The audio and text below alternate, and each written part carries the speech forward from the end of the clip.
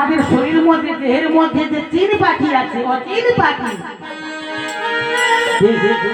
অচিন পাখি চেনা যায় না, চেনা যায়, ধরা যায় গুরুর কৃপা হলে চেনা যায়, জানা যায়।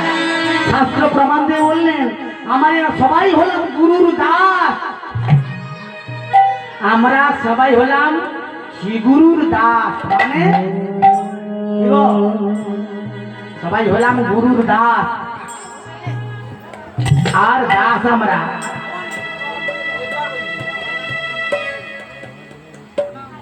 আমরা বলি না আমি দীক্ষা নিয়েছি, আমি শিক্ষা ধরে গেছি, দীক্ষা নিয়েছি, আমার গুরুদেব আছে বলি তো। বলছে গুরুর দাস। কার দাস? কার দাস?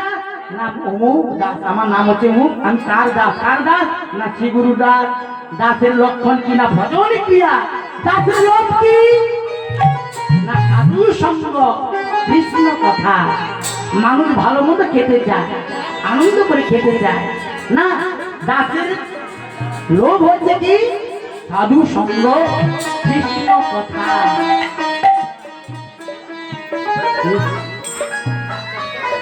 আমাদের দেহ থেকে যখন প্রাণ পাখি ওই দেশে চলে যাবে, আর ওই পাখিটি ফিরে আসবে না।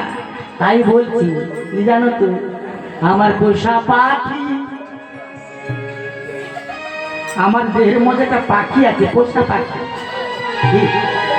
বাড়িতে অনেক ছেলে মেয়েরা পাখি পুষে রাখে জানেন তো, খাতার মধ্যে, খাতার মধ্যে।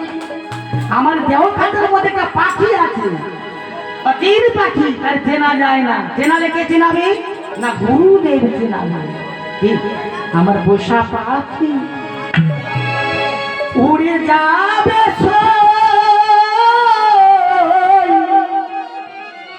সজনী একদিন ভাবলি নাই মনে,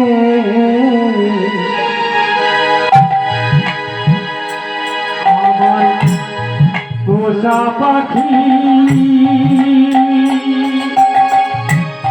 উড়ে যাবে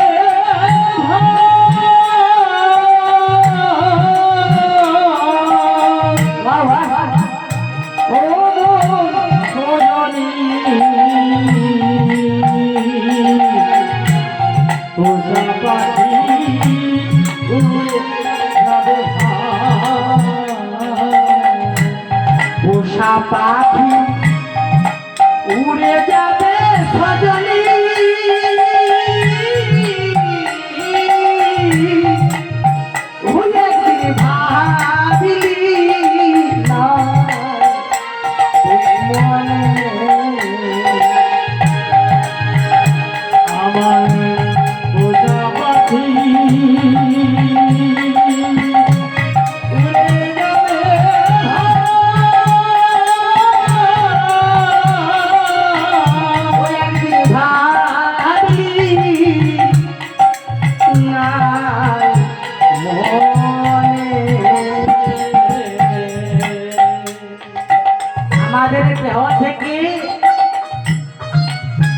পোষা পাখি উড়ে যাবে।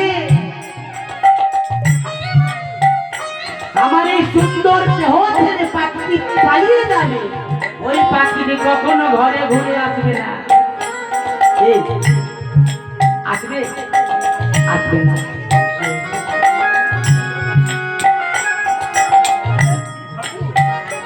পাখিটি কোন পাখি? না যার দ্বারাই আমরা কথা বলছি, কর্ম করছি, হাত পা নাড়ছি, এই পাখি।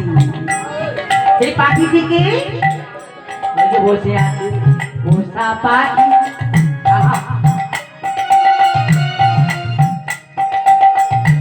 ভক্তমন্ডলী, ভক্তিমতী মায়েরা বলুন তো, ছেলেরা মাকে ভালোবাসে না মা ছেলেকে ভালোবাসে? আমরা তো সবাই এখানে মহাপ্রভুর ভক্ত, বলুন তো শুধু আমরা কি মহাপ্রভুকে ভালোবাসি? মহাপ্রভু কি আমাদের ভালোবাসে না? ভালোবাসে মা, ভালোবাসে। যার সঙ্গে যেমন সম্বন্ধ, তার সঙ্গে তার যেমন সম্পর্ক, তেমনি ভালোবাসা চায়। মহাপ্রভু যদি তার ভক্তগণকে ভালো না বাসত, তো ভগবানের লীলা হতো না, মহাপ্রভু এত লীলা করতো না গো, আমার কৃষ্ণ এত লীলা করতো না। কারণ ভগবান ভক্তের সঙ্গে লীলা করতে ভালোবাসে। কেন না, ভক্তের সঙ্গে লীলা করলে রদ আস্থাদন করা যায়। মা বুঝতে পারছো, ভগবান যে ভক্তের সঙ্গে খেলাধুলা করে, লীলা করে, কেন না রস আস্থাদন করার জন্য। এই যেমন আজকের হরিনাম শ্রবণ করছি আমরা, সাধু সঙ্গ, এখানে সৎসঙ্গ। এই হরিনাম শ্রবণ করে কি হয়, আমার মনের আনন্দ হয়, অর্থাৎ রস প্রিয়, অর্থাৎ কি হয় না রস, হরিনামে একটা রস আছে না, সেই রসটা আস্বাদন করা হচ্ছে। সেই রসটা আমাদের আস্বাদন করলে কি হয় না, মনের ময়লা ধুয়ে মুছে পরিষ্কার হয়ে যায়। তাই বলছি বোঝা পাখি উড়ে যাবে সজনী,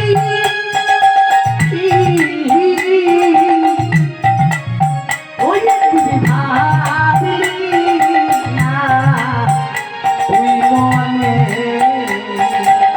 আমার পোষা পাখি উড়ে যাবে সজনী, ভাবি মনে।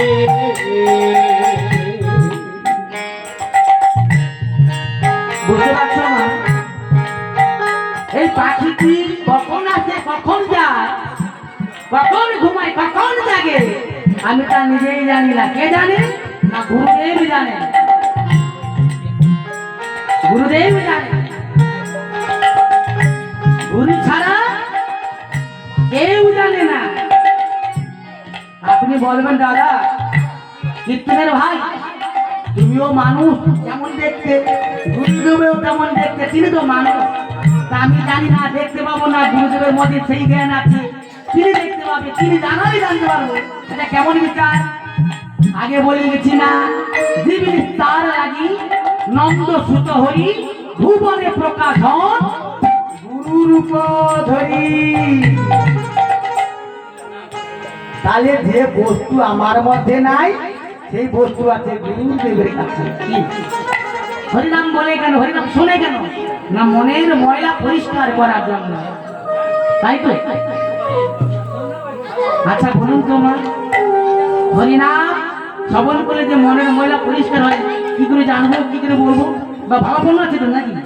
কি দেখুন কি বলছে, দেখুন শাস্ত্র বলছে, আমি বলছি না। ও তোর মনের দাগ যাইবে ধুয়ে, আমাদের মনের দাগ যাইবে ধুয়ে, ও তোর হরি নামের খাবারে, এই দেহ মন দেবে তোমায় ঈশ্বর আছে, এই দেহ মন দেবে তোমায় ঈশ্বর আছে।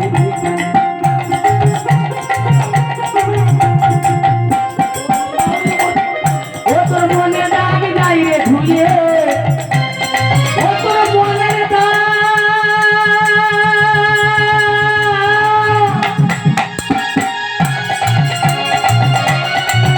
ও তোর মনের দাগ যাইবে ধুয়ে, হরি নামের সাবানে, এই দেহ দেবে তোমার ঈশ্বর আছে, দেহ দেবে তোমার ঈশ্বর আছে।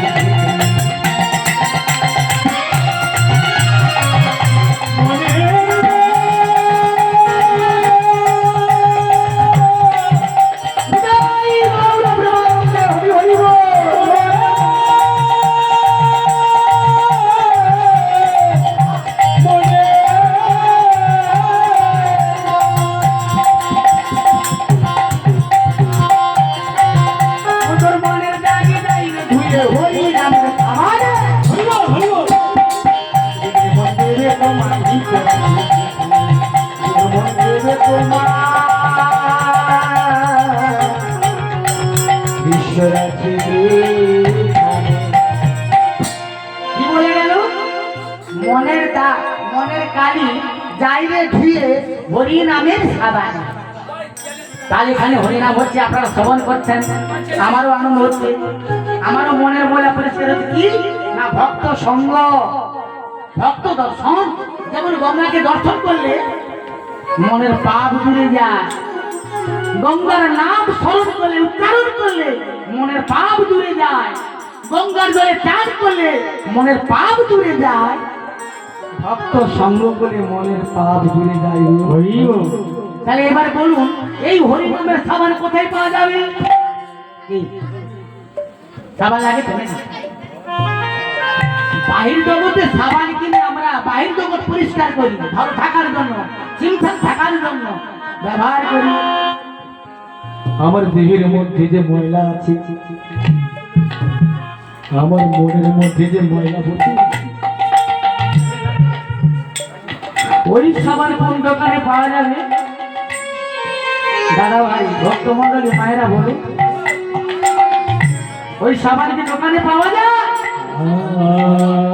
তাহলে কোথায় পাওয়া যায়? আহা, এই সাবান পেতে হলে